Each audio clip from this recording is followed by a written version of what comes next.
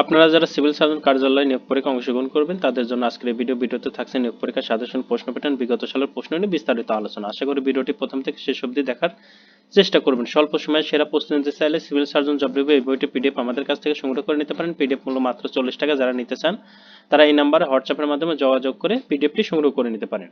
এটা মুন্সিগঞ্জ জেলার একটা নিয়োগ বিজ্ঞপ্তি। এখানে পরিসংখ্যানবিদ, অফিস সহকারী কাম কম্পিউটার মুদ্রাক্ষরিক পদে, স্টোর কিপার পদে, স্বাস্থ্য সহকারী পদে 126 জন, কিন্তু স্বাস্থ্য সহকারী পদে, গাড়ি চালক পদে, স্টোর কিপার পদে, কম্পিউটার অপারেটর পদে এবং ওয়ার্ড মাস্টার পদে নিয়োগ বিজ্ঞপ্তি ছেড়েছে, যেটাতে মাত্র মুন্সিগঞ্জ জেলার স্থায়ী বাসিন্দাগুলাই আবেদন করতে পারবে এবং সব ক্রাইটেরিয়া কিন্তু এখানে এই নিয়োগ বিজ্ঞপ্তিতে বলা আছে।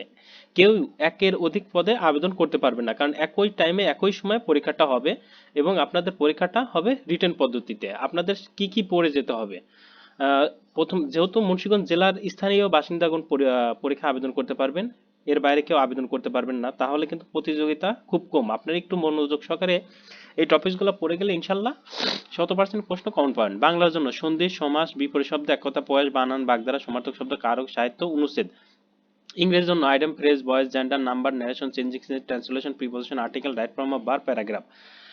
গণিতের জন্য নবম শ্রেণীর গণিত এবং অষ্টম শ্রেণীর গণিত বইটা ভালো করে পড়ে যাবেন। সাধারণ জ্ঞানের জন্য বর্তমান বিষয়ে যে সাম্প্রতিক সাধারণ জ্ঞান এবং বাংলাদেশের ইতিহাস ঐতিহ্য পড়ে গেলেই চলবে।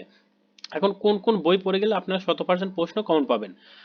বাংলার জন্য বাংলা ভাষা ব্যাকরণ নবম দশম শ্রেণী, ইংরেজির জন্য মাস্টার, আর গণিতের জন্য নবম দশম শ্রেণীর গণিত অথবা গণিত জব রিভিউ এই বইটি, আর সাধারণ জ্ঞানের জন্য সিভিল সার্জন জব রিভিউ এবং অন্যান্য যে টপিকগুলো আছে সেটাও এই বইতে পাবেন। তবে সবগুলো বই যদি আপনি সমন্বিতভাবে এই টপিকগুলো দেখে দেখে এক এক করে পড়েন তাহলে অবশ্যই 100% প্রশ্ন কমন পাবেন। আপনাদের প্রশ্ন কেমন আসবে?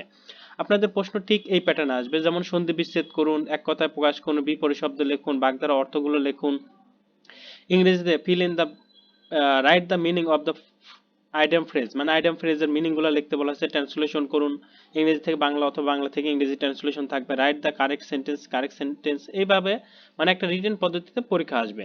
এরপরে যেমন গণিতে চালের মূল্য 25% বৃদ্ধি হওয়ায় শতকরা চালের ব্যবহার কত কমালে এর ব্যবহার বৃদ্ধি পাবে না। এই যে প্রশ্নগুলা, এক কথায় মানে আপনাদের প্রশ্নগুলো একটু ইজি আসবে। আর সাধারণ জ্ঞানের প্রশ্ন যেমন কোন দেশের ভূমিকম্প দেশ বলা হয়, কোন দেশকে ভূমিকম্প দেশ বলা হয়, ইস্ট লন্ডন কোথায় অবস্থিত, জেল হত্যা দিবস কত তারিখে বা দিবসটি কত তারিখ, এটা। এই যে প্রশ্নগুলো একদম সহজ সহজ প্রশ্ন আসবে, আপনারা কিভাবে উত্তর করবেন? এই যে এখানে কিন্তু উত্তর দেওয়া আছে। নিচের শব্দগুলো সন্ধি বিচ্ছেদ করুন। পরিযোগিকা, পরীক্ষা, ইতি প্লাস আদি ইত্যাদি। আমি কিন্তু টোটাল প্রশ্নের সমাধান করে দিতে পারি, কিন্তু আজকের এই ভিডিওতে টোটাল প্রশ্নের সমাধান করব না। যাদের টোটাল প্রশ্নের সমাধান দরকার তারা অবশ্যই কমেন্ট বক্সে কমেন্ট করে জানাবেন। আমরা চেষ্টা করব আপনাদের টোটাল প্রশ্নের সমাধান উত্তর সহ দেওয়ার। তো আজকের ভিডিও এখানেই শেষ করছি। সবার জন্য শুভকামনা রইল। সবাই সুস্থ থাকবেন, ভালো থাকবেন। আল্লাহ হাফেজ।